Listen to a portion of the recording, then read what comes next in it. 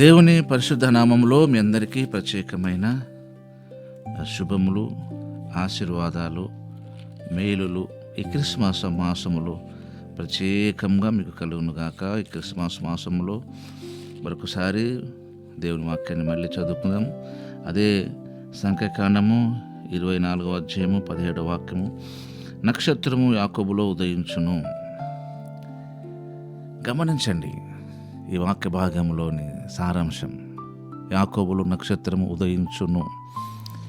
మనము పుట్టక మునిపే దేవుడు మనల్ని చూశాడు, జగత్తు పునాది వేయబడక మునిపే. అంతేకాని మన పితరులు చేసిన ప్రార్థన, మన పితరులు చేసిన దాన ధర్మాలు, మంచికలను బట్టి మనం ఈ రోజున రక్షణలోకి వచ్చామని అనుకోవడం సరైనది కాదు. అలా కొంతమంది చెప్తూ ఉంటారు, కానీ మీరు గమనించండి ఈ విషయాన్ని. వాళ్ళు వీళ్ళు అనుకోవడం కాదు, కానీ మనము వాక్యంలో చూడాలి. ఎందుకంటే దేవుడు మనల్ని చూసే విషయంలో, క్రమంలో మన కులము, మన మతము, మన స్టేటస్, మన ధనము, పేదరికము, రంగు ఇవేం చూడడు కదా.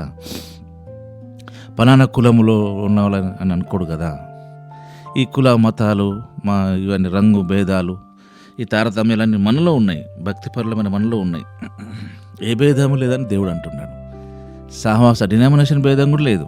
ఈ రోజుల్లో మీరు గమనించండి, డినామినేషన్స్ ఫీలింగ్స్ ఉన్నాయి. ఈ డినామినేషన్ మాది డినామినేషన్ మంచి డినామినేషన్, అది చాలా పరిశుద్ధమైన డినామినేషన్, అది మంచి సహవాసం, ఇక్కడికి వస్తే మీరు స్టాండ్ అవుతారు, ఇక్కడికి వస్తే అది కావచ్చు కాకపోవచ్చు. ఇక్కడ వాక్యము ఉన్న చోటనే, అంటే దేవుడు ఉన్న చోట ఏ మనిషి అయినా సరిదిద్దబడతాడు, సరిచేయబడతాడు.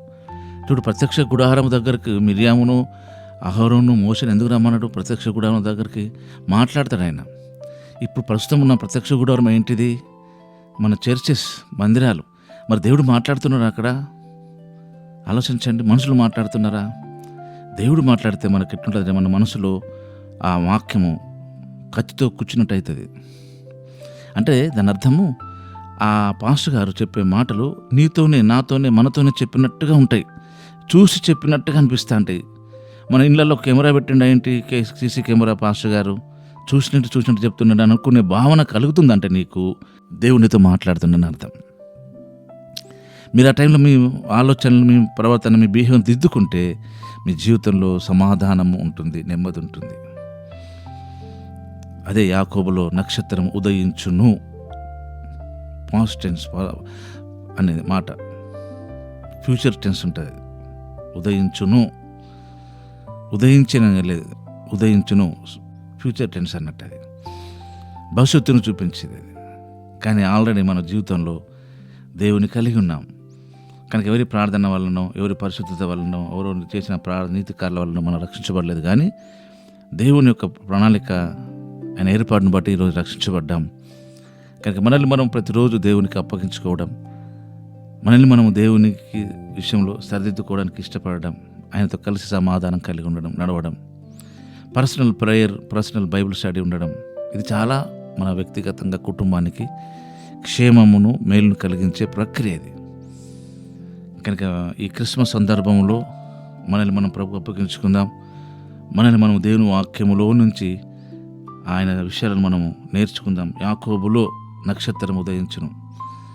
కనుక యాకోబు అనే మాట మనకందరికీ తెలుసు. కనుక మనము పాపముల చేత, అపరాధముల చేత చచ్చిన వారమైనప్పటికీ ఈ రోజున మనల్ని ఎవరు ప్రేమించకపోయినా, ఇష్టపడకపోయినా, మన బిహేవియర్ నచ్చకపోయినా, మన మాటలు నచ్చకపోయినా, మన ప్రసంగాలు నచ్చకపోయినా, మన పాటలు నచ్చకపోయినా, నో ప్రాబ్లం. ఒక రోజున దేవుడు లెక్క అడుగుతాడు మనల్ని. అప్పుడు లెక్క చెప్పాల్సి ఉంటుంది. మనం ఎంతగా వాక్యం చెప్తున్నామో, ఎంతగా వాక్యం వింటున్నామో. కనుక ఈ క్రిస్మస్ సందర్భంలో నక్షత్రం అనే ఆ పరమదేవుడు మనందరిలో ఉదయించాడు. ఇది ప్రతిరోజు మనం కన్ఫర్మ్ చేసుకోవాల్సిన విషయం. ఈ మాసమే కాకుండా ప్రతిరోజు మనకు క్రిస్మసే, ప్రతిరోజు మనకు గుడ్ ఫ్రైడేనే, ప్రతిరోజు మనకు పునరుత్థాన పండుగనే. కనుక ఈ కొద్ది మాటలు దేవుడు మనల్ని దీవించి మనం ఎప్పుడు తొట్టిల్లకుండా, ఏ విషయంలో కూడా, ఏ పరిస్థితుల్లో కూడా కుడి ఎడమలకు తెలియకుండా ఆయనే మనం నడిపించి తన కృపల వర్ధిల్ల చేయునుగాక. ఆమెన్. పరిశుద్ధమైన తండ్రి, ఈ వాక్య భాగంకై స్తోత్రములు. ఈ వాక్య భాగాన్ని బట్టి మమ్మల్ని మేము ప్రోత్సహించుకొని, మమ్మల్ని మేము సరిదిద్దుకొని, మమ్మల్ని మేము విమర్శించుకొని నీతో కాంటాక్ట్లో నిత్యం ఉండుటకు సహాయపడమని యేసు నామములోనే ప్రార్థిస్తున్నాం తండ్రి. ఆమేన్.